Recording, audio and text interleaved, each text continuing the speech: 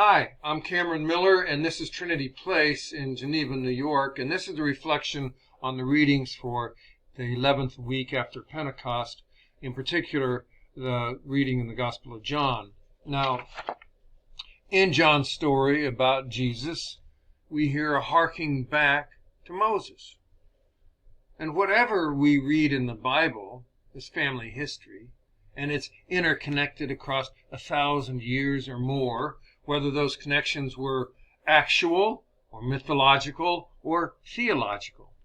Most importantly, it's impossible for us to understand what the authors of the Gospels were trying to tell us if we don't connect the dots between those Gospel stories and the more ancient Hebrew text.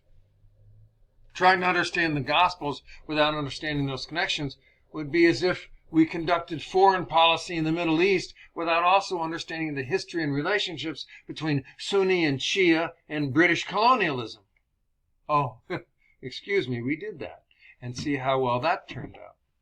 So I begin with an annotation of that reading from John's Gospel. I am the bread of life. Whoever comes to me will never be hungry, and whoever believes in me will never thirst. So do you hear it in there? Can you hear the biblical whisper of another time and another place coming through those words? It's the wilderness. Remember bread in the wilderness? Manna? It didn't last forever, that manna. In fact, you couldn't hoard it at all. Remember water in the wilderness? Thirst in the wilderness? They kept getting thirsty no matter how much water they received. So this speech from Jesus says, I satiate a different hunger and I slake a different thirst. Now, we know this isn't Jesus talking to us, but rather it's a speech that John gave to Jesus, put on Jesus' lips, because John didn't know Jesus, and John wasn't writing a verbatim report. What we have here is a rendering of John and his community's vision of what Jesus would say and do. What he would say and do, not what he did say and do. It's also a description of John and his community's experience of religious leaders. The religious leaders who hear Jesus make big claims do exactly what the original ancestors did after God had escorted them into safety into the wilderness with brilliant, never-before-seen miracles. And that is what the religious leaders did was whine. It's another nod to that Exodus story in which the people whine about their new freedom and about their demand for bread and meat and water. John draws a direct parallel to Moses and Exodus with his story about John and the religious leaders. We know Jesus is Mary's son, the religious leaders say in John's story.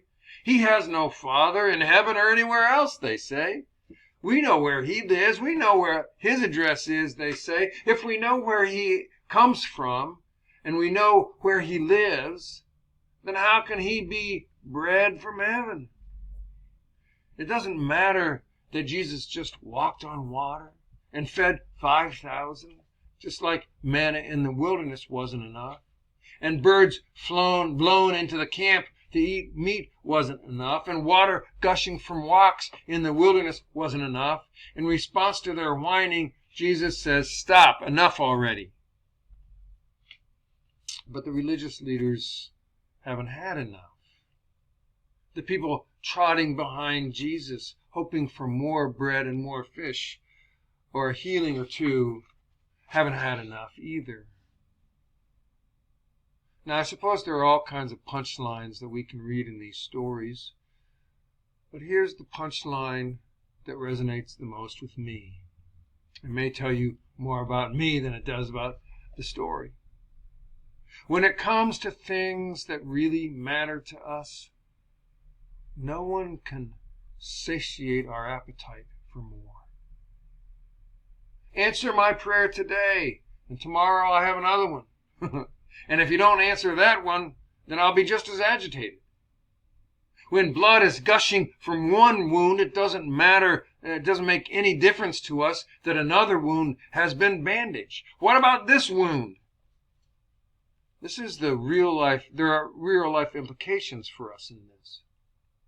For people who see Jesus as just another myth, or an interesting wisdom teacher, or a literary illustration, then no amount of preaching or personal witnessing or impassioned proof texting will convince them that Jesus can satiate their hunger or slake their thirst. Preaching and witnessing are as powerless as miracles to give someone an experience that they don't already have. Got it? We can't give somebody an experience they don't already have. In spite of the idea of evangelism, deeply embedded in Christianity is the belief that revelation cannot be given by humans. And by revelation, I mean the unveiling of God or information about God. Now, as I've illustrated before, world religions can be sort of generally or generically lumped into two categories, revealed and unrevealed religion. Unrevealed religion, like Hinduism, Buddhism, and Taoism, if Taoism is a religion, are practiced, and with that practice comes the wisdom. Any secrets or mysteries, if they can be discovered, are discoverable through practice and through learning. That may be why it takes so many lifetimes.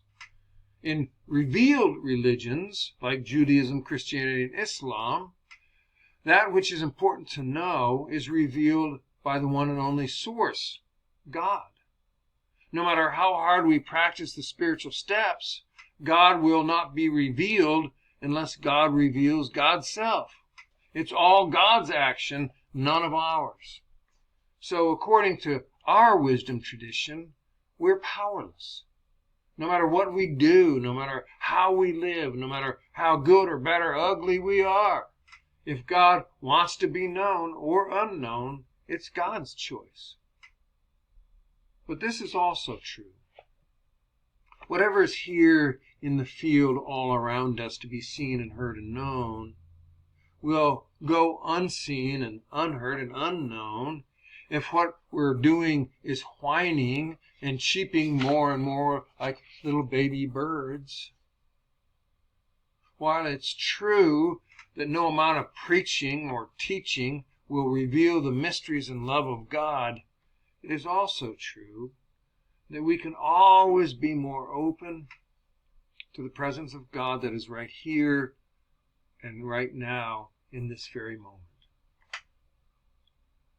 But God's presence in our midst goes unseen while we whine about what we do not have and when we are focused on what we have decided is not enough. Not enough and whining takes away our sight. Not enough and whining takes away our sensitivity. Not enough and whining takes away our understanding. Not enough creates all kinds of static in the field all around us and makes it nearly impossible for us to pick up on the signals of God's ordinary presence that is always in our face. A scarcity mentality that always sees the glass half empty leads to whining as a default, whether in our head or out loud. Ceaseless sorrow and insistence that we do not have enough simply sucks the sacred right out of any moment. Sometimes there really and truly is not enough. And sometimes that not enough is a justice issue that we must demand be changed. But much of the time, there is enough. If I learned anything from the decade I spent learning from communities in El Salvador, it is that affluence utterly distorts our perception of what is and what is not enough. What I suspect now is that whenever things are not enough for us, or not good enough, or simply not to our liking, it's still probably enough. The problem is not what's missing or that we do not have what we need. It is that we do not have what we want, or as much as we want, or exactly the way we want it. The point of John's story, it seems to me, is that Jesus could be standing on water right here in front of us, here and now, and handing out wine-flavored ice cream. But we still would be saying and feeling, well, that's not enough. The solution is not for someone to preach at us about Jesus, or to try to convince us that Jesus is miraculous and supernatural, or to try to convince us really of anything. The solution comes from within. It is to address the anxiety and the fear and the resentment and the grief that whimpers or screams, not enough. But addressing all of that is a topic for another sermon that may be above my pay grade. Peace of the Lord be always with you.